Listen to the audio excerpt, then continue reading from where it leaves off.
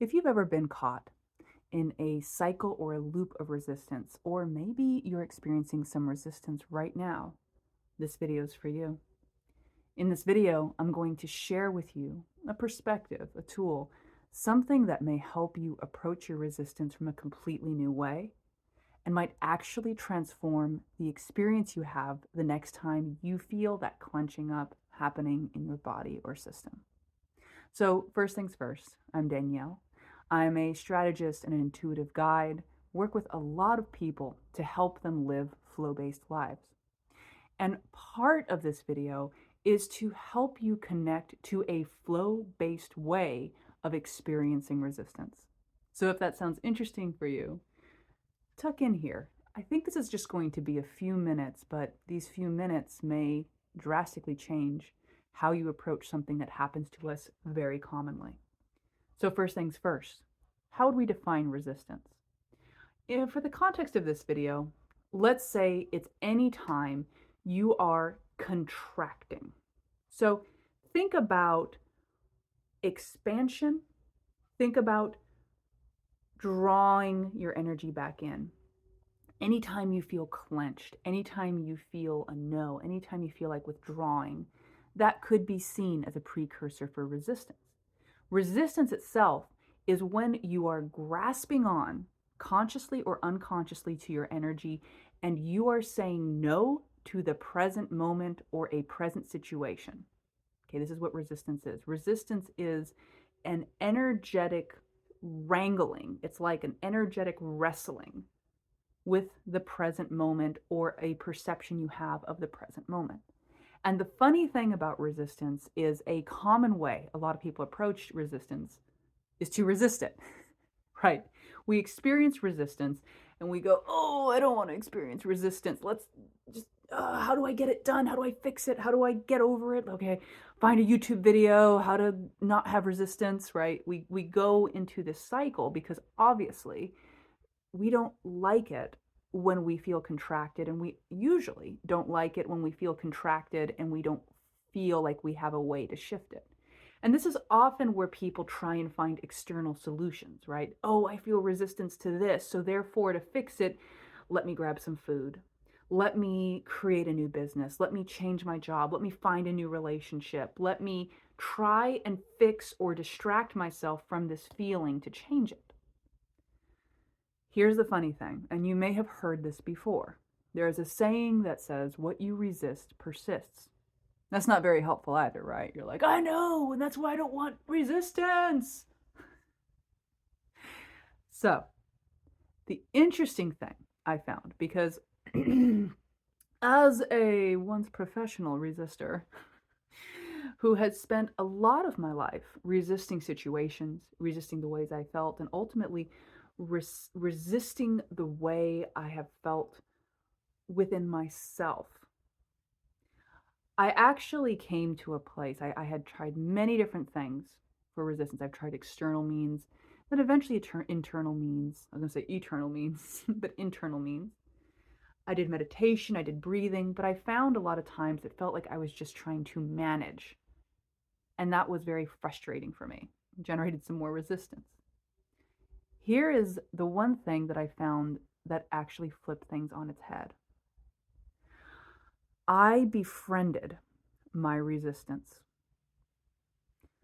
So when the tidal wave, when the clenching came in, I would say, ah, yes, there's my friend. There it is. I would say yes to the resistance I felt. I would say yes to the situation. And not from a place of trying to change it. Because this is the other trick. Oh, okay, she said to say yes to the resistance, and then it will change. Instead, I saw my resistance as part of the ebb and flow in life, something that was giving me information. And as long as I embraced the resistance, and in other words, I befriended it, I did not resist the resistance, I entered into an interesting paradox where I would feel the resistance, but then I was accepting, I was saying yes to the resistance. It reminds me again of the analogy of if you've ever done cold plunges, it reminds me of saying, like, you're saying yes to the discomfort. You're saying yes to what's showing up. and you're not trying to resolve it. This is an interesting place for us because our minds will often go like, okay, I'm saying yes, I'm saying yes. Okay, no, when's it going to get fixed? And the trick here is to form a new kind of relationship to your resistance. Now, you can apply this to more than resistance. You can apply this to anything else you resist in life. Because what we're talking about right now is the path to a flow based reality. And a lot of people think that a flow based reality means, oh, I'm getting all the things I want all the time. Here's money. Here's this relationship. Here's this job. Here's this cool hat. And perhaps not considering that part of a flow based life isn't necessarily about what happens externally. It's about your internal relationship to the ebbs and flows and the changing tides of life. People who live flow based lives may encounter challenges, resistances, all kinds of up and down situations. But the difference is when they come to these points, what do they choose? And it is not about being perfect in the moment, because every single moment provides us an opportunity to vibrate or resonate or choose. So even if in that previous moment you made the choice to like, oh, I'm resisting the resistance, and then the next moment you can be like, oh, I was resisting the resistance, and now I can be present, and now I can do this new thing, and now I can be embodied. And I wonder what's going to happen now, and I'm feeling the resistance, and that's very interesting. And I'm being present and I feel my breath. And now what? Okay, resistance is going to be here. Maybe it'll be here for a few hours, maybe a few days, maybe longer. But that's okay because this is part of my flow based life. So, part of my flow based life now is I'm feeling the resistance and it's my friend. And it is here for a reason. And I know that as long as it is there, I'm welcoming it. Something very unusual happens, and the nature of your relationship with resistance changes, and it becomes something else. Without you trying to change it, it becomes something else. And when I say this, once again, it's not about trying to make it something else. It simply becomes something else because you and your perception and experience and the way you are relating to yourself and your world has shifted. And this is flow based alchemy. So, my friend, I have so enjoyed sharing this perspective with you. And if you have any questions or comments about this approach, let me know. During the time of making this video, I am more and more setting up containers for individuals and groups to go through these kinds of exercises with me so we can retrain ourselves.